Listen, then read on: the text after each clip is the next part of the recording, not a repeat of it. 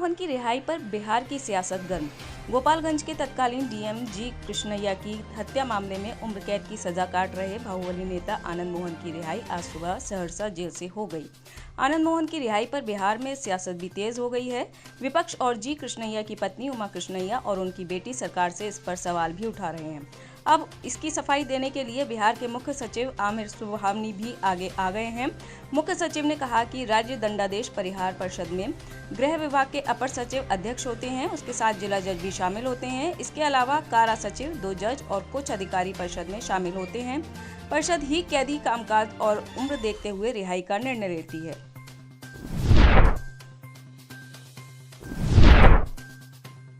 लालू नीतीश ने पहले आनंद मोहन को सताया। केंद्रीय राज्य मंत्री अश्विनी कुमार चौबे ने आनंद मोहन की हुई रिहाई पर लालू नीतीश को घेरा है। गुरुवार को बक्सर में अश्विनी चौबे ने कहा कि जिस आनंद मोहन को लालू प्रसाद यादव और नीतीश कुमार ने 15 साल पहले जितना सताया, आज उतना ही घड़ियाली आंसू बहाकर क्या कर रहे हैं। जिस उम्र में वह राजनीति कर रहे थे, उनकी राजनीतिक हत्या कर दी गई, उनको जेल में डाला गया। आनंद मोहन को अपराधी घोषित कर सजा दिलाई गई और फिर उसी आनंद मोहन को यह लोग राजनीतिक रोटी सेकने के लिए इस प्रकार के कुंठित प्रयास कर रहे हैं। इनसे कुछ होने वाला नहीं है।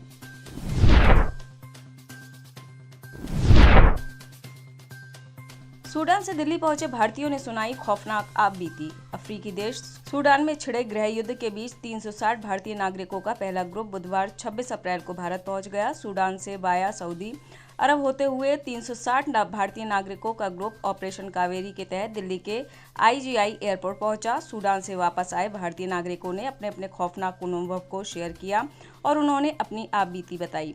एक शख्स ने कहा कि लूटपाट बहुत ज्यादा हो रही है। आर्मी के लोग अपनी बंदूक हमारे सिर पर रख देते थे। सेना के जवान लूटपाट कर रहे हैं। मेरा कपड़ा, मोबाइल और पैसा सब लूट कर ले गए।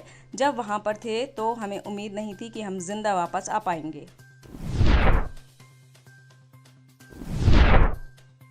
दिल्ली हाईकोर्ट ने ASI और केंद्र से मांगा जवाब। दिल्ली हाईकोर्ट ने मुगल मस्जिद में नमाज पर रोक के खिलाफ दायर याचिका पर सुनवाई के बाद जस्टिस मनोज कुमार आहोजी ने केंद्र सरकार और भारतीय पुरातत्व सर्वेक्षण विभाग को नोटिस जारी कर जवाब दाखिल करने को कहा है। दरअसल दिल्ली वक्फ बोर्ड की प्रबंध समिति ने मेहरौली इलाके में मुगल मस्जिद में नमाज अदा करने पर जारी रोक के खिलाफ अपनी याचिका पर जल्द सुनवाई की अदालत से गुजारिश की थी। बोर्ड ने सुप्रीम कोर्ट के एक आदेश का हवाला देते हुए मामले की सुनवाई 21 अगस्त से पहले करने का भी हाईकोर्ट से अनुरोध किया था।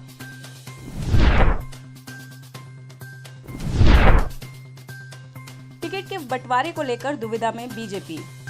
कांग्रेस पर परिवारवाद का आरोप लगाने वाली बीजेपी भी अछूती नहीं है। कर्नाटक विधानसभा चुनाव में 25 से अधिक मंत्रियों, विधायकों और सांसदों के रिश्तेदारों को टिकट देकर बीजेपी ने संकेत दिया है कि फॉर्मूला आगे भी अपनाया जा सकता है। नतीजों के बाद पता चलेगा कि मंत्रियों, सांसदों और विधायकों के रिश्तेदारों का राजनीतिक भविष्य क्या होगा। राजनीतिक जानकार कह रहे हैं कि बीजेपी ने गुजरात मॉडल की तर्ज पर कर्नाटक में भी पूर्व मुख्यमंत्री सहित कई मंत्रियों और विधायकों के टिकट काटे, लेकिन भरपाई रिश्तेदारों को टिकट देकर की।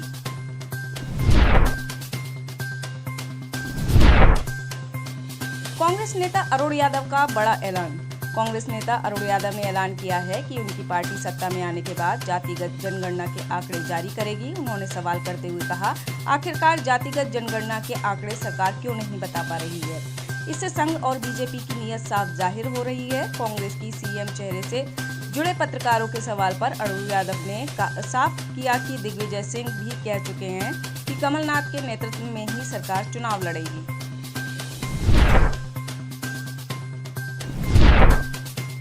गोविंद सिंह डोटासरा और राजेंद्र राठौर में जुबानी जंग तेज।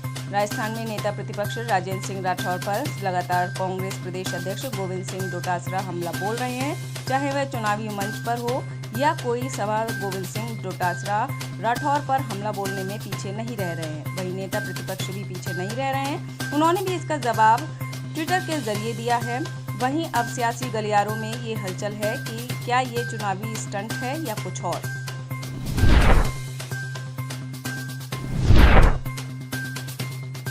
माउंट आबू में 25 बच्चों को कराया चाइल्ड लेबर से मुक्त। राजस्थान के माउंट आबू में पहली बार बाल आयोग ने बड़ी कार्रवाई की है। बाल आयोग की टीम ने ऑपरेशन चलाकर गुरुवार सुबह एक साथ करीब 25 बच्चों को रेस्क्यू किया। इसमें चौंकाने वाली यह बात सामने आई है कि पिछले 1 साल में यहां थाने में चाइल्ड लेबर या मानव तस्करी से जुड़ी एक भी FIR दर्ज नहीं की गई है। यानी बड़ी संख्या में चाइल्ड लेबर कराया जा रहा था, लेकिन पुलिस ने कोई कार्रवाई नहीं की। वहीं सभी बच्चों को लेकर सिरोही जिला मुख्यालय से लाया जाया गया और आगे की कार्रवाई यहीं पर की जाएगी।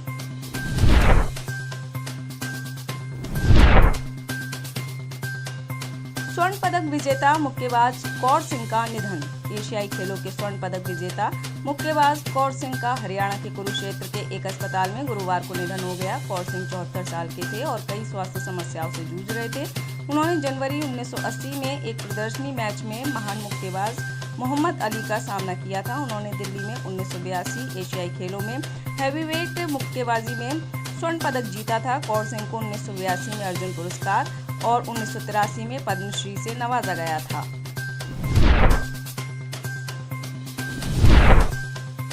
सीएम एकनाथ शिंदे को उद्धव ठाकरे की नसीहत। शिवसेना के प्रमुख उद्धव ठाकरे ने गुरुवार को कहा कि उन्होंने महाराष्ट्र के कोंकण क्षेत्र के रत्नागिरी में नारायण में प्रस्तावित रिफाइनरी परिसर के लिए एक वैकल्पिक स्थल के रूप में वारसू का सुझाव दिया था, लेकिन अगर वे मुख्यमंत्री बने रहते हैं तो वे वहां के लोगों को विश्वास में लेने के बाद ही इस संबंध में आगे बढ़ते। ठाकरे के कैबिनेट सहयोगी एकनाथ शिंदे की बगावत के बाद पिछले साल जून में महाविकास आघाड़ी सरकार गिर गई थी। उन्होंने चेतावनी दी कि वह उनकी सरकार गिराए जाने का बदला लेंगे।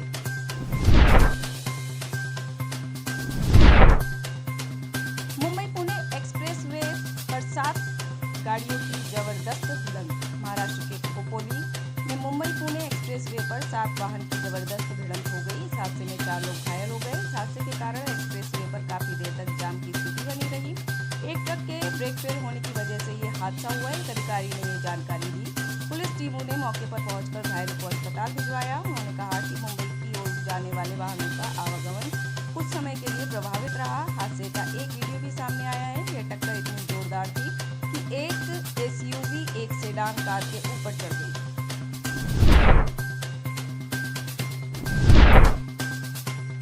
जूते पोंछने की औकात वाले सरकार में बैठे हैं। उद्धव ठाकरे का बड़ा बयान सामने आया है। उद्धव ठाकरे ने कहा, जिस तरह से हमारी सरकार गिराई गई इसका बदला जरूर लिया जाएगा। जूते पोंछने की औकात वाले लोग सरकार में बैठे हैं। वारसू रिफाइनरी को लेकर मैंने पत्र लिखा था, लेकिन इतने दिनों तक वहां प्रोजेक्ट क्यों नहीं किया गया? क्यों लोगों से बात करनी थी? बुलेट ट्रेन, नाराज जैसे प्रोजेक्ट इसलिए हमने रोके क्योंकि लोग और महाराष्ट्र का हित नहीं है। आगे भी हम रोकेंगे।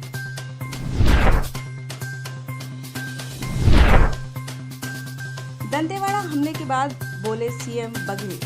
छत्तीसगढ़ के दंतेवाड़ा में हुए नक्सली हमले में शहीद जवानों को गुरुवार को दंतेवाड़ा जिले के काली पुलिस लाइन में अंतिम सलामी दी गई। प्रदेश के मुख्यमंत्री भूपेश बघेल ने दंतेवाड़ा पहुंचकर शहीदों को श्रद्धांजलि दी। साथ ही शहीदों के परिजनों से भी मुलाकात की। वहीं मुख्यमंत्री ने कहा कि जवानों के हत्यारों को बख्शा नहीं जाएगा। जिस तरह से नक्सलियों ने कायराना हरकत कर हमारे जवानों की जान ली है, उसका बदला जरूर लिया जाएगा। नक्सली हमले 10 जवानों की जान जाना यह पूरे देश और देश के लिए काफी दुखद घटना है, जिसकी जितनी निंदा की जाए उतनी कम है।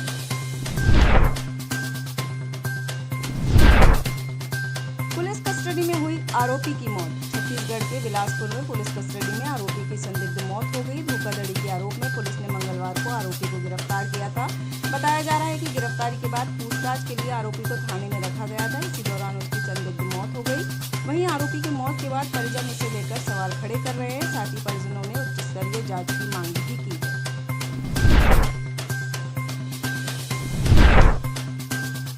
जमशेदपुर में तेज रफ्तार बस ने स्कूटी को रौंदा। जमशेदपुर के जुगसलाई थाना क्षेत्र से कुछ दूर टाटा स्टील के मेन गेट के पास एक स्कूल बस की चपेट में आने से बेलढीर चर्च स्कूल के छात्र की मौत हो गई। जुगसलाई नया बाजार स्थित राम टेकरी निवासी विकास प्रसाद अपने बेटे ललित प्रसाद 14 साल के बच्चे को स्कूल छोड़ने के लिए स्कूटी से जा रहे थे।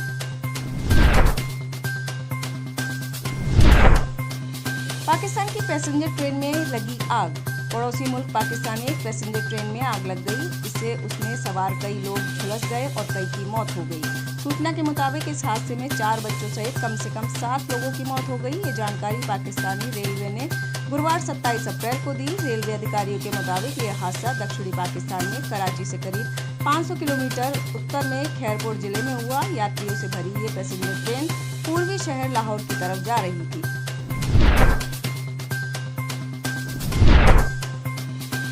भारत अमेरिका के संबंध 21वीं सदी में बेहद अहम।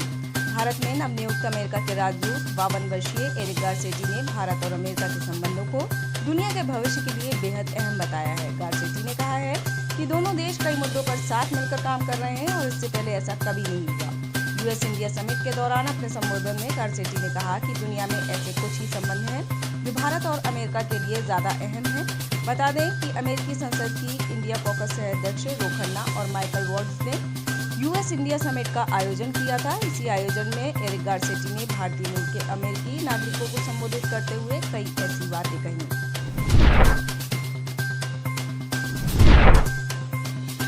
ऑस्ट्रेलिया इमिग्रेशन सिस्टम में करने जा रहा है बदलाव। ऑस्ट्रेलिया ने गुरुवार 27 अप्रैल को देश में ज्यादा से ज्यादा कुशल कामगारों को देश में स्थायी जगह देने के लिए अपनी इमिग्रेशन सिस्टम में बदलाव करने का फैसला लिया है।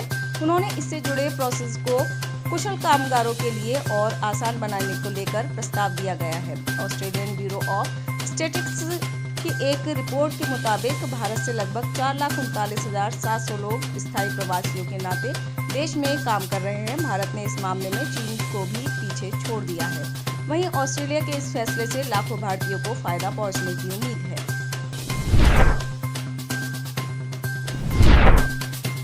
ब्रिटिश रिव्यू रिपोर्ट में चौंकाने वाले खुलासे। ब्रिटेन में खालिस्तान समर्थक चरमपंथियों की करतूतों पर अब पीएम ऋषि सुनक की अगुवाई वाली सरकार एक्शन लेने की तैयारी कर रही है। वहीं ब्रिटेन के पूर्व प्रधानमंत्री बोरिस जॉनसन द्वारा कमीशन की गई एक independent report the Bloom review ने ब्रिटिश सिखों के अत्यंत मुखर और आक्रामक अल्पसंख्यकों के अस्तित्व पर प्रकाश डाला है, जिन्हें खालिस्तान समर्थक चरमपंथी के रूप में वर्णित किया गया है। द ब्लूम रिव्यू रिपोर्ट ये उल्लेख करती है कि कुछ खालिस्तान समर्थक सिख समूहों का उद्देश्य मानवाधिकार सक्रियता की आड़ में राजनीतिक निकायों की पैरवी करके कृत्रिम रूप से अपने प्रभाव को बढ़ाना है। रिपोर्ट ये भी जाहिर करती है कि कुछ समूह ब्रिटिश राजनीतिक व्यवस्था को नष्ट करने के लिए विभिन्न उपनामों का उपयोग करते हैं। उनकी ये रणनीति ऐतिहासिक रूप से श्वेत वर्चस्ववाद और इस्लामिक आतंकवादी समूहों जैसी है।